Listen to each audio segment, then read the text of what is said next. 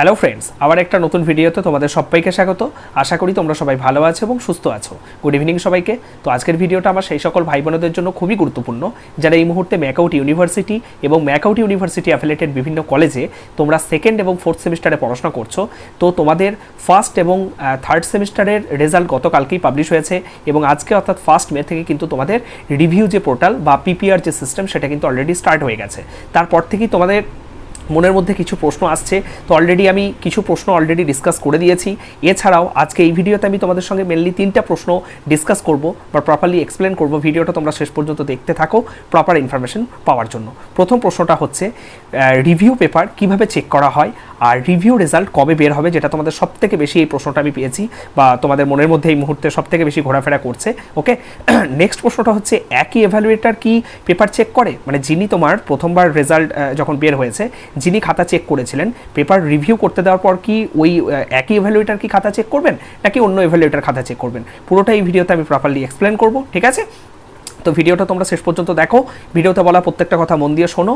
তারপরে যদি তোমাদের আরও কোনো কোয়ারিজ থাকে ডেফিনেটলি ভিডিওর কমেন্ট সেকশনে তোমরা কমেন্ট করবে, আমি অ্যাজ সুন অ্যাজ পসিবল সেগুলো তোমাদের রেসপন্স করবো। চ্যানেলে যদি কেউ নতুন হয়ে থাকো প্লিজ তোমরা চ্যানেলটি সাবস্ক্রাইব করে রেখো পরবর্তীতে আপডেটগুলো পাওয়ার জন্য। তো প্রথম বিষয়টা হচ্ছে যে রিভিউ পেপার কীভাবে চেক করা হয়। তোমরা সকলেই জানো যে আমাদের কিন্তু এখন যে কোনো ধরনের পেপার চেকিং ডিভিএস পোর্টালে হয়। ঠিক আছে, মানে আমাদের ডিজিটাল এভালুয়েশন সিস্টেম, অর্থাৎ একজন টিচার যিনি হচ্ছে ফ্রন্ট পেজটা স্টুডেন্টরা কিন্তু দেখতে পারবে না এবং অনলাইনে কিন্তু টিচার তার ইউজার আইডি এবং লগ ইন দিয়ে কিন্তু করে পোর্টালে লগ ইন করে সে কিন্তু যতগুলো খাতা তার দায়িত্বে থাকবে সেই খাতাগুলো কিন্তু চেক করতে পারবে। এবার একটা বিষয় উঠে আসে যে যিনি যে এভালুয়েটার প্রথম তোমার খাতা চেক করেছিলেন রিভিউ যখন তুমি করতে দিলে সেই একই এভালুয়েটারে কি খাতা চেক করবে না, সেই সম্ভাবনা কিন্তু খুবই কম। ঠিক আছে, আমি এটা বলছি না যে সেই সম্ভাবনা একেবারেই নেই, কিন্তু সেই সম্ভাবনা খুব কম। ইন জেনারেলি যতটুকু দেখা যায়, যদিও এটা ইউনিভার্সিটির নিজস্ব ইন্টারনাল বিষয়, তবুও যেটা ইন জেনারেল দেখা যায় বা আমি বিভিন্ন টিচারদের সাথে বা প্রফেসরদের সাথে কথা বলে যেটা জানতে পেরেছি যে একই ইউজার আইডি থেকে যে খাতা চেক হয় সেম খাতা কিন্তু রিভিউর জন্য সেই ইউজার আইডির কাছে আসে না।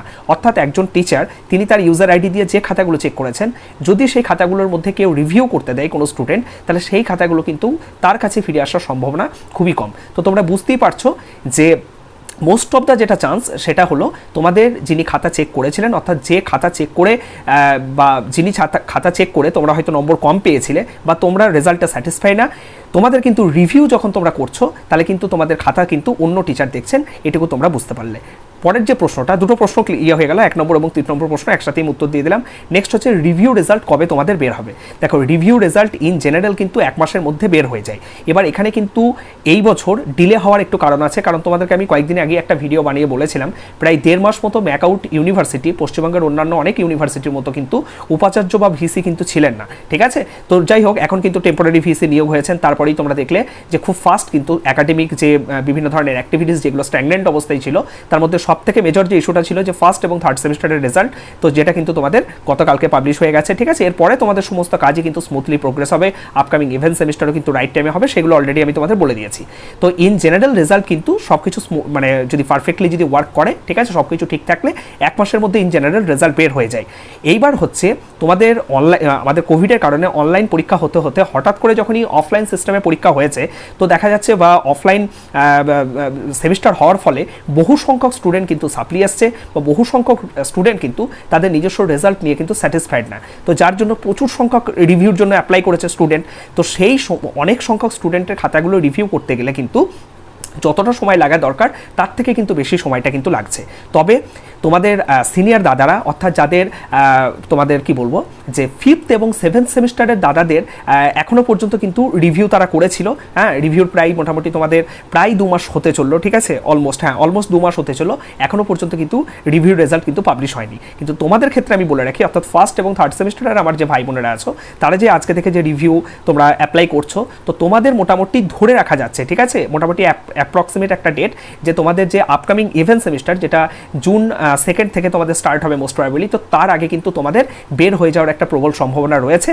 এইবার যেহেতু মানে বিভিন্ন ধরনের, তোমাদের তো বললাম যে ডিলে হওয়ার কারণ যদি ইন্টারনালি কিছু হয়ে থাকে সেক্ষেত্রে তো তোমাদেরও কিছু করার নেই, আমারও কিছু করার নেই, সেক্ষেত্রে ডিলে হতে পারে। বাট তোমাদের সবথেকে বেশি চান্স যেটা রয়েছে উইদিন 1 মান্থের মধ্যে কিন্তু তোমাদের রেজাল্ট পাবলিশ হয়ে যাবে, ঠিক আছে। দুটো কারণে তোমাদের ডিলে হওয়ার চান্সেস ছিল, যার মধ্যে একটা কারণ কিন্তু অলরেডি সলভ হয়ে গেছে, যেটা হচ্ছে ভিসির রিলেটেড একটা ইস্যু ছিল ইউনিভার্সিটি, সেটা কিন্তু রিজলভ হয়ে গেছে। নেক্সট ইস্যু হচ্ছে যত সংখ্যক মানে স্টুডেন্ট আগে রিভিউ করতো বা ইন জেনারেল রিভিউ করে, তার থেকে কিন্তু এখন রিভিউ করার সংখ্যাটা প্রচুর বেড়েছে। তাহলে তোমরা অটোমেটিক্যালি বুঝতে পারছো যে সেই তোমাদের রিভিউ পোর্টাল থ্রু তোমরা রিভিউ করবে, সেই রিভিউ শেষ হওয়ার মানে 6 তারিখে তোমাদের সমস্ত এই অ্যাক্টিভিটিসগুলো শেষ হওয়ার পর বিভিন্ন টিচারদেরকে কিন্তু এই রিভিউর জন্য আবার দায়িত্ব দেওয়া হবে, ঠিক আছে। তো সেগুলোর জন্য কিন্তু যদিও অনলাইন প্রসেস, তবুও তোমাদের মোটামুটি এগুলোর জন্য কিন্তু খাতা চেকিং প্রসেসটার জন্য 20-25 দিন মতো কিন্তু টাইম লেগে যায়, ঠিক আছে। তো আশা করছি খুব তাড়াতাড়ি সমস্ত কিছু তোমাদের হয়ে যাবে। রেজাল্টের যে আপডেটের ব্যাপারটা, রিভিউ রেজাল্ট রিগার্ডিং তোমাদের আপডেট খুব তাড়াতাড়ি চলে আসবে। আর এই মুহূর্তে তোমরা এই জিনিসপত্রগুলো ভাবনা চিন্তা না করে আপকামিং তোমাদের যে ইভেন্ট সেমিস্টার, সেই ইভেন্ট সেমিস্টারটা কী করে ভালো দেওয়া যায়, কারণ তোমরা যারা এই মুহূর্তে 2nd এবং 4th সেমিস্টারে পড়ছো, তোমরা কিন্তু অন্যান্য সেমিস্টারের স্টুডেন্টদের থেকে কিন্তু অনেকটাই কম সময় পেয়েছো। তাই তোমাদের কিন্তু এই মুহূর্তে একটা মাস কিন্তু ভালো করে নিজেদের আপকামিং সেমিস্টারের মানে পড়াশোনার জন্য ফোকাস করাটা দরকার বলে আমি মনে করি। যদি কারো দেখা গেল রিভিউর পরেও তোমাদের রেজাল্টে কোনো পরিবর্তন না হয়, যাদের হয়তো সাপ্লি আসছে, তাদের যদি সাপ্লি থাকেও, তো এই মুহূর্তে তো তোমাদের ভেবে কিছু লাভ নেই, কারণ সেটা তোমাদেরকে নেক্সট যে অড সেমিস্টার, সেই অড সেমিস্টারে দিতে হবে, ঠিক আছে। তো তার জন্য অনেকটা সময়ও তোমরা পরবর্তীতে পাবে, কারণ সেই অড সেমিস্টার তোমাদের অ্যাকচুয়ালি হবে কিন্তু ডিসেম্বর 2023, ঠিক আছে। কিন্তু আপকামিং যে ইভেন্ট সেমিস্টার সেটা কিন্তু একদম বলতে গেলে তোমাদের কাছাকাছি চলে আসছে। তো এই মুহূর্তে কিন্তু তোমরা সেই সেমিস্টারটার কথাই বেশি করে ভাবো, আমি এইটুকুই বলবো। আর রিভিউর জন্য তোমাদেরকে একদম ডিটেলে ভিডিও বানানো আছে, কিভাবে কি করবে না করবে সেগুলো দেখে শুনে তোমরা রিভিউটা করে নাও, ঠিক আছে। এই হচ্ছে আজকের বিষয়। সকলে ভালো থেকো।